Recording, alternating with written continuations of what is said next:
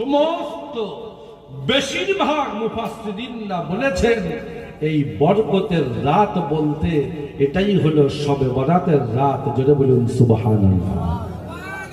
তাহলে কোরআন থেকে যখন আমরা পেলাম তাহলে আমাদের শবে বরাত পালন করতে কোনো অসুবিধে আমাদের নেই। জি, হাদিস পাকের মধ্যে শবে বরাত সম্পর্কে তো শবে বরাত শব্দটা যদিও কোরআনে হাদিসে নেই, কিন্তু এ শব্দটা বলতে কোনো অসুবিধা নেই, কারণ এর মানেটা ভালো। শবে বরাতকে কোরআনের ভাষায় আল্লাহ যে নাম বলেছেন সেটা হলো লাইলাতি মুবারাকাতিন। জোরে বলুন সুবহানাল্লাহ। আর হাদিস পাকের মধ্যে নবী এই শবে বরাতের রাত্রের নাম বলেছেন লাইলাতুন নিসফি মিন শাবান। কি বললাম?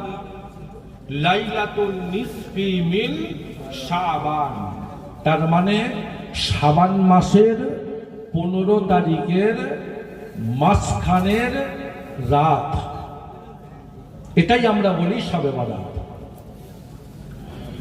দুটো সহিহ হাদিস এই শবে বরাত উপলক্ষ করে আমরা আহলুস সুন্নাত ওয়াল জামাত হানাফি আমরা বিশ্বাস করি শবে বরাত পালন করা যাবে।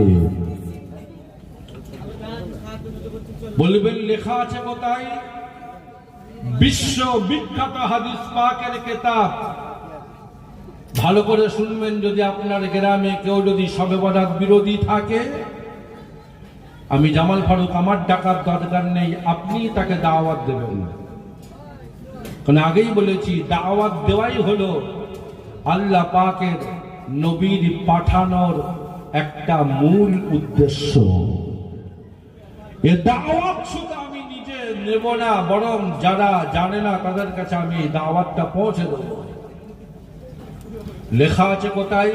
1 নম্বর সহিহ হাদিস, বিশ্ববিখ্যাত হাদিস পাকের কিতাব আত-তারগীব আত-তারহিব শরীফ, লেখক আল্লামা মুনজিরি রহমাতুল্লাহি আলাইহি